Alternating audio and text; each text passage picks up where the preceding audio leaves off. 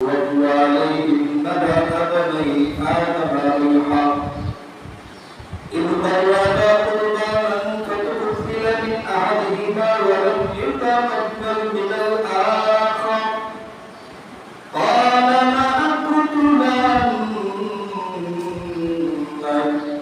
قال إنما يتقبل الله من المتقين. الله أكبر. الله تعالى يتلو عليهم نبأ بني آدم بالحق আপনি আপনার উম্মতের মাঝে আদম পয়গম্বরের দুই সন্তান হাবিল এবং কাবিল এই দুই সন্তানের তাদের যে কুরবানির বিধান আছে এই দুই সন্তানের ইতিহাসটাকে আপনার উম্মতের মাঝে বিশুদ্ধভাবে আপনি বর্ণনা করে সুবহানাল্লাহ বলেন।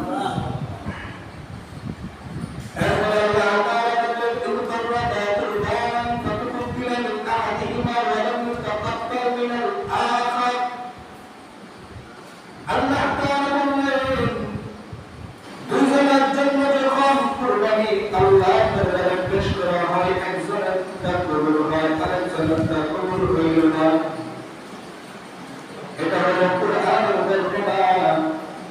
আর এই কুরবানিটা কি জন্য হয়েছিল, কি জন্য কুরবানিটা দেওয়া হয়েছিল সেটা ইতিহাসের কিতাব পড়লে পাওয়া যায়।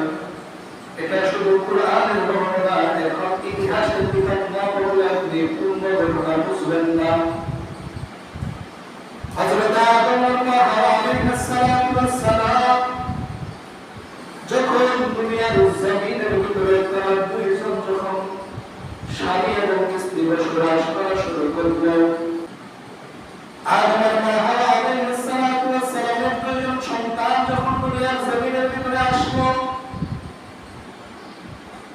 তখন আল্লাহ পাক রব্বুল আলামিন আদম আলাইহিস সালামের উপর যে শরীয়ত আল্লাহ তাআলা যে বিধান আল্লাহ পাক রব্বুল আলামিন দান করলেন সেটা হলো আদম পয়গম্বরের যে প্রথম দুইজন সন্তান, আগে সন্তান এইভাবে জন্মগ্রহণ করলো, একজন ছেলে আর একজন মেয়ে। পৃথিবীর সর্বপ্রথম যুগে আল্লাহ তাআলা একজন ছেলের সন্তান দিতেন, একজন কন্যা সন্তান দিতেন। আবার যখন দ্বিতীয়বার যখন মা হাওয়া আলাইহিস সালামের সন্তান আসলো, আবার এভাবেই একজন ছেলের জন্মে এভাবে আল্লাহ তাআলা দুনিয়ার জমিনের ভিতরে মানুষ বানাবার একটা সিস্টেম নিয়ে নীতি চালু করলেন।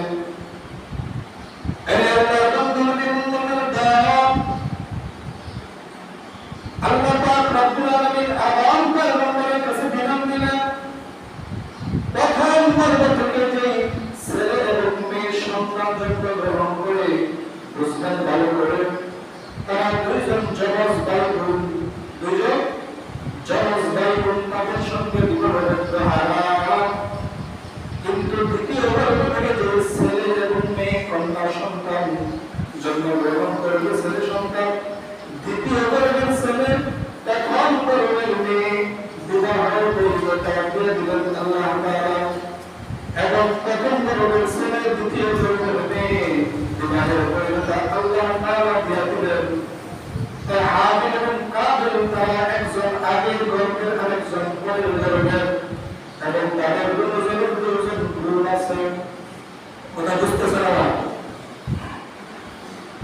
তো আল্লাহ পাকের নিয়ম অনুযায়ী তাদের যখন বিবাহের একটা বয়স হইল, তারা যখন স্বাভাবিক হইলেন, আদম এবং হাওয়া আলাইহিস সালাম দুইজন তাদেরকে তাদের দুইজন করে বিবাহ বন্ধনে আবদ্ধ করার জন্য তারা প্রস্তুতি নিলেন।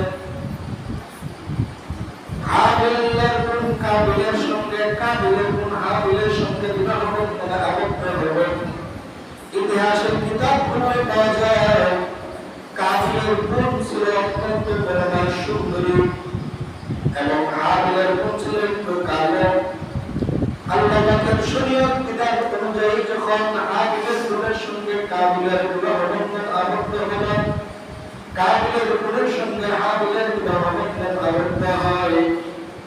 কাবিল হাবিলের গুণটা কালো হওয়ার না। হযরত আদম আলাইহিস সালাতু ওয়াস সালাম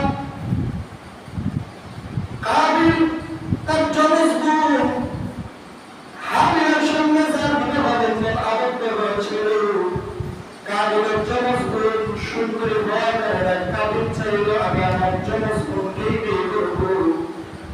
আল্লাহ পাক রব্বুল আলামিন যমজ বোনকে তো বিবাহ করতে হারাম করে দিয়েছেন।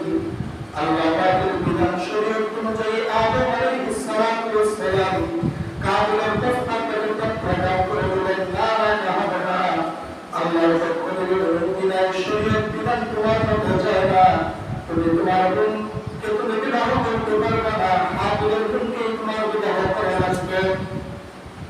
কাবিলের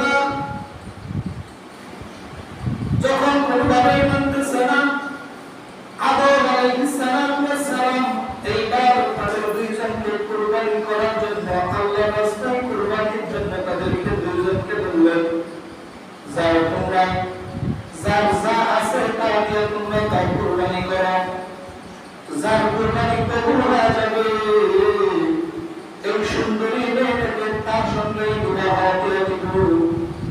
এইবার কাবিল সে কৃষি কাজ করত, কুরবানির জন্য সে কিছু শস্য কিছু ফসলাদি কুরবানির জন্য আল্লাহর রাস্তায় কুরবানির জন্য নিয়ে আসলো। আর হাবিল সে ছাগল ধরে এসবের রাখাই করত। হাবিল সে সুন্দর একটা তরুণ তাজা ভালো একটা বেড়া সে নিয়ে আসলো আল্লাহর রাস্তায় কুরবানির জন্য, দুজন কুরবানি দেওয়ার জন্য।